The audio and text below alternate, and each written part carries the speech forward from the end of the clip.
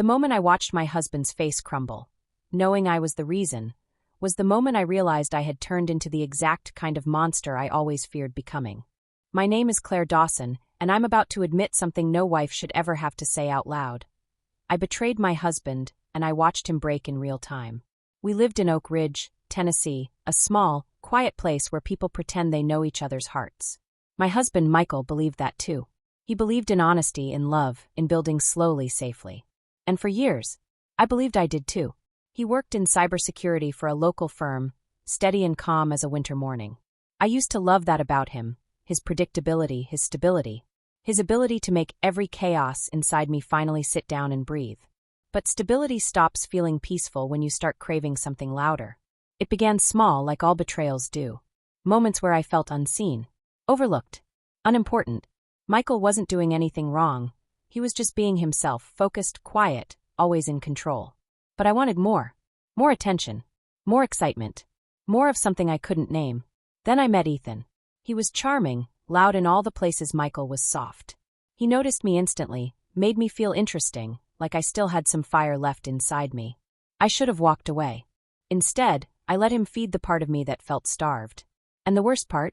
Michael trusted me so deeply that my lies landed almost effortlessly. Still, something felt wrong, like a subtle hum beneath the floorboards. Every time Michael looked at me with those steady, trusting eyes, a part of me twisted. But I ignored it, because betrayal is a quiet slope. You never realize you're falling until you hit something you can't undo. My affair with Ethan stayed hidden for months. We met in hotel rooms, in his office after hours, in the parking lot behind the gym. Places Michael would never think to check, because he trusted me like air. But trust ends quietly at first. The first sign something was wrong was when Michael became observant. He started asking simple questions. Why are you home late again? Who are you texting? Why does your phone keep lighting up? His voice wasn't angry. It was cautious, like he was trying not to believe the obvious. Then one evening I came home from yoga, smelling like Ethan's cologne. I watched Michael inhale slightly, just enough for me to know he recognized it. But he didn't say a word. That silence hit harder than screaming ever could. The next day, he kissed my forehead before leaving for work. That kiss felt like a goodbye he hadn't said yet. What I didn't know was that Michael wasn't just heartbroken. He was documenting everything.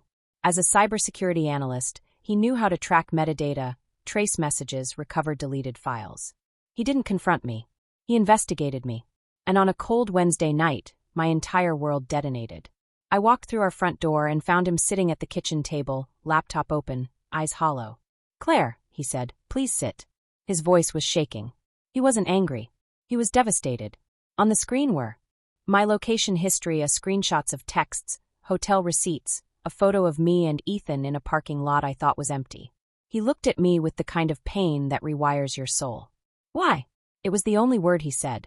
And in that moment, I hated myself more than he could ever hate me. Because I didn't have a reason. Just excuses. Weak, selfish excuses. But the part that destroyed him wasn't the affair. It was the financial betrayal. What I didn't know was that Ethan had persuaded me to move money around from Michael's business account. He told me it was temporary, that it was for an investment opportunity, that nobody would know. I believed him. Michael did an audit the week he suspected me. He found the missing $112,000. It was federal fraud, and I was responsible. When he showed me the transfer logs with my digital signature, I broke. I begged. I cried. I tried to blame Ethan. But the truth was there in black and white.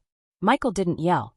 He just exhaled a long, hollow breath and said, "Claire, you destroyed everything I protected." The week after he discovered the truth, Michael moved into the guest room. He didn't speak to me. He didn't argue. He didn't insult me. His silence was surgical. And every night, I heard him crying quietly, thinking I couldn't hear. That sound shredded me. I tried talking to him. He simply turned away.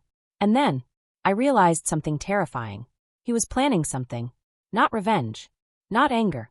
Justice. Michael wasn't the kind of man who retaliated. But he was the kind who documented. Prepared. Strategized. And I had given him every tool he needed. He consulted a lawyer. He froze our joint accounts. He recorded every conversation we had after discovery. He printed every message between me and Ethan. I knew he was building a legal case, one that would leave me exposed, bankrupt, humiliated. But what terrified me wasn't what he'd do. It was how calm he was. That calmness meant he had a plan he believed in. And somewhere between crying myself to sleep and watching him detach from every memory we shared, I realized the truth. I deserved whatever was coming. Michael's revenge wasn't explosive. It was surgical. He waited, silent, methodical, calculating. I learned later that he had been meeting with a forensic accountant, his attorney, and a private cyber investigator. He wasn't out to punish me with rage. He was out to dismantle every lie I had built. One morning, I woke up and found a manila envelope on the dining table. Inside was a note. "Claire, this is everything you need to understand what happens next." Below it were a divorce papers, a statement of the $112,000 fraud evidence logs, a restraining order filing, and a letter explaining that he was pursuing full restitution from me and Ethan. I felt my lungs collapse. Michael wasn't just leaving me, he was erasing me. His lawyer called later that afternoon. "Mrs. Dawson, your husband is offering a settlement option if you cooperate fully." Cooperate fully meant testify against Ethan. Michael knew Ethan manipulated me, but he also knew I made my own choices. By testifying, I would lose friends, reputation, dignity, but I would stay out of prison. And Michael would get justice. He had built the perfect trap. All financial logs pointed to Ethan as the mastermind. My cooperation would legally shield me. Ethan would face charges, Michael would recover the stolen funds. And I would be socially ruined, but legally safe. It was cold. It was brilliant.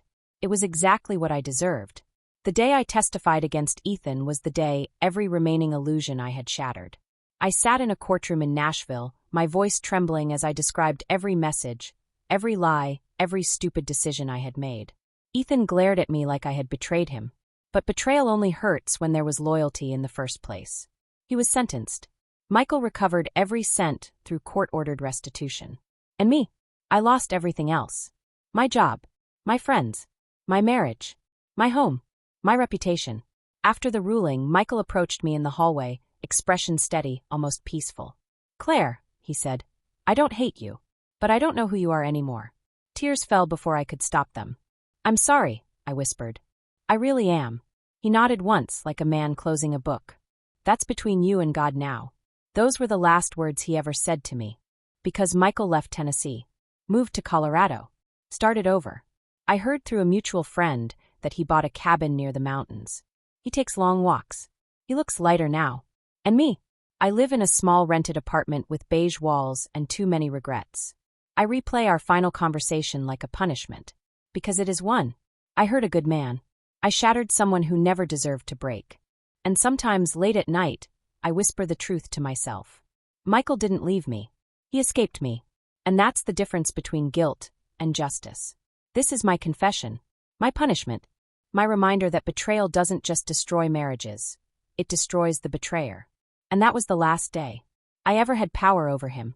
If this story moved you, then please comment below and like, share and subscribe to our channel Betrayal Nation and help us reach 1,000 subscribers.